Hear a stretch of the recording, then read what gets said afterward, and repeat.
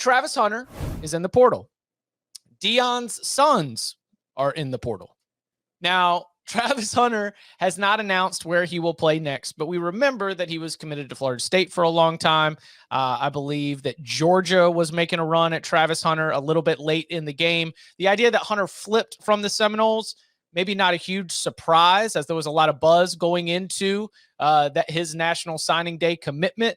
And, we will see where he ends up going. So, Tom, I ask you, are you sort of penciling in Travis Hunter to Colorado, or do you think that now we have somebody who, as he displayed in the Celebration Bowl, is a uniquely talented skill position player?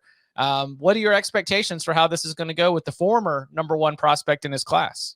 I think he intends to go to Colorado. Like, I don't think there's been the official announcement, no, but I think he has said, he's going to follow Deion to Colorado. Like, I don't know if that's, he was just saying it but I think that's where he's going to go. But it'll be interesting. Like, we know Deion's sons are going to go to Colorado, although it would be tremendous content if they didn't. But getting off. That man already got introduced at a press conference as this is your new quarterback. Yeah, I know, but it would be hilarious. But I think Hunter intends to go to Colorado. I think this was something he's kind of, I don't know if I want to say it's the plan, but I think it's always been something that has been in the back of his mind when he's originally committed to Jackson State, that this was possible down the line. But I also think it'll be interesting to see what happens once Travis Hunter is in the portal and other teams are able to kind of maybe make their sell and their pitch, because he was the number one recruit in his class. He's a very talented player.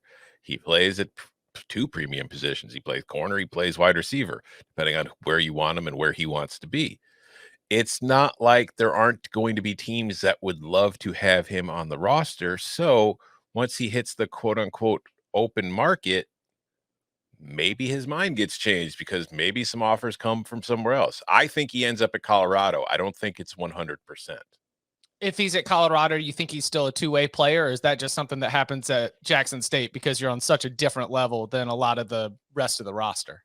I think that he could be if he wants to be. And I mean, if you're going to be a two-way player, who else to play with other than Deion Sanders? Yeah. And that could also be part of the appeal to Colorado. Like, maybe Alabama or Georgia or a top, like a college football playoff contender, wouldn't let him play both ways if he wants to. And maybe that's part of the reason Colorado would be more attractive, because he knows Deion will let him do it if he wants to. But I don't know. That's up to Travis Hunter, whether he decides his future is at receiver or at corner or somewhere else. He's really talented. There's probably a few different positions he could play. So I don't know. We'll see. But I think if he goes to Colorado, yeah, there's a very good chance we'll see him on both sides of the ball. When he arrives at Colorado, he will do so as a sophomore. He will do so after being very, very impressive during his freshman season with Jackson State. Does he, I'm putting you on the spot here. I apologize, but it was just a question that came to mind. Does he immediately show up and become like an all-conference Pac-12 level player? I guess does he show up? Probably. It's like at corner. Probably. There's not a ton of great corners in the Pac-12. Pac-12.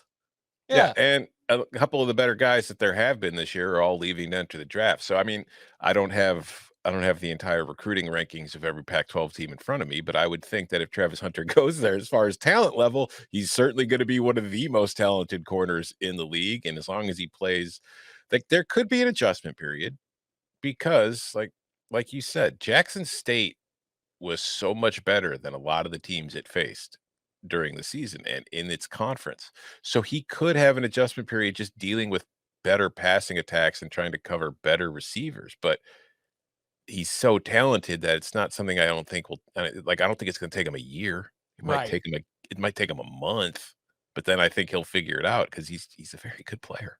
Right. I was thinking about Travis Hunter, and I was running down the list, and I was like, okay, he would probably start at Washington if he showed up right away. He would probably start at Oregon if he showed up right away, depending on what Kyle Whittingham thinks about, whether you've earned it or not, or whatever, he would probably start at Utah. He's probably starting at most Power 5 programs right away. He's really good. It's fair. Travis Hunter into the portal. Like Tom said, it seems to make the most sense that he would follow Deion to Colorado. But if he's going to wait to make his decision, if trying to turn this thing into a bidding war is something that matters to him, there are programs that were involved the first go round that have NIL war chests that are going to be able to create that.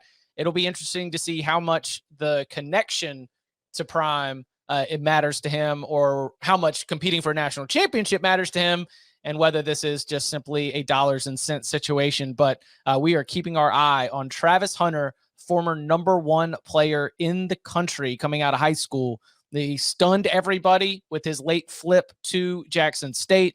And now we will see if he follows Deion Sanders all the way to Colorado. And I want to say, I don't think it is a dollars and cents issue.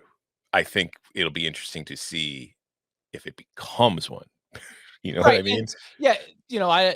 I think that also when you're discussing the idea of going to Georgia, it's not just a dollars and cents issue. You're going there because that's a team that competes for national championships every single fall. Same thing with Alabama. So it would be more multi-layered than that, certainly.